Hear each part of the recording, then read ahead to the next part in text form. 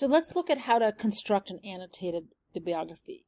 So say from this search, I have identified that a good source for me to examine more closely is this one. It's peer-reviewed from the reputable journal Art History from the year 2011, so it's recent. It's not from like 1960 and going to be wildly outdated.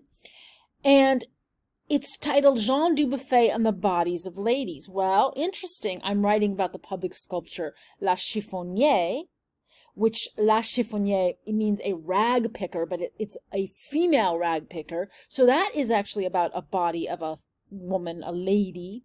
So let's see what this person has to say. At this point, I could ask for help from my nice chat box. I could also go right here to Available Online. And I already have it open here because my Wi-Fi is giving me trouble.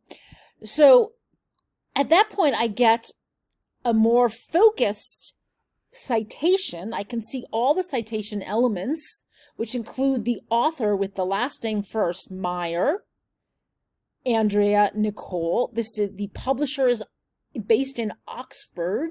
In the UK, you always put the location of the publisher first, and the name of the publisher is Blackwell Publishing. So I'm actually learning right here the format for the citation: title, author, last name first, and then the publisher with the place of publication, Oxford, UK first, and then the title of the journal, Art History. The year is 2011, and it's from volume 34, issue number 5. And the pages.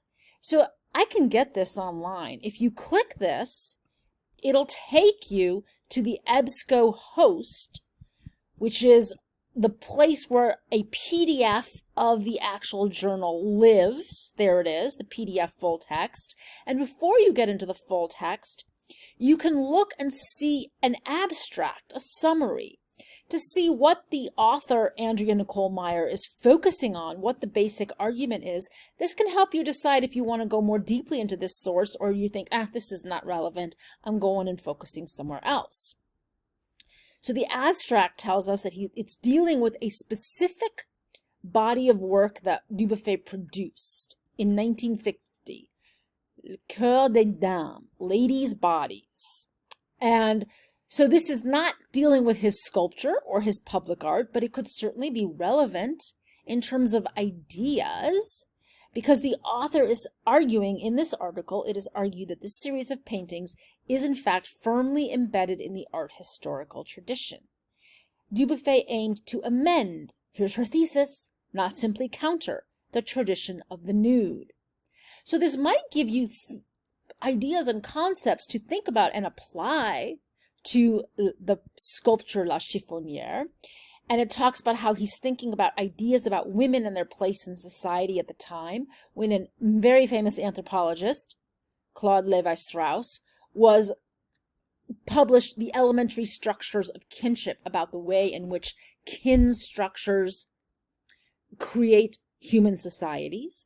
And then Simone de Beauvoir was arguing in The Second Sex, an important landmark of feminist theory about why women have been oppressed in society.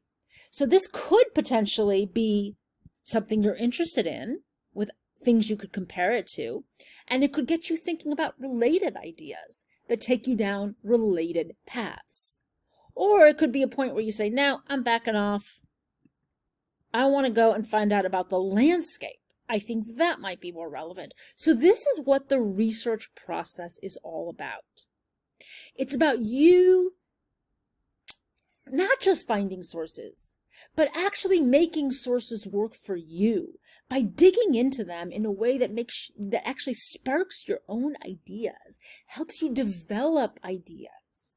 The search for sources is about ways to develop your thinking based on the thinking of others, right? That's your foundation. So that's what this project is about. Having you show your process for doing that so that you can get better at doing that.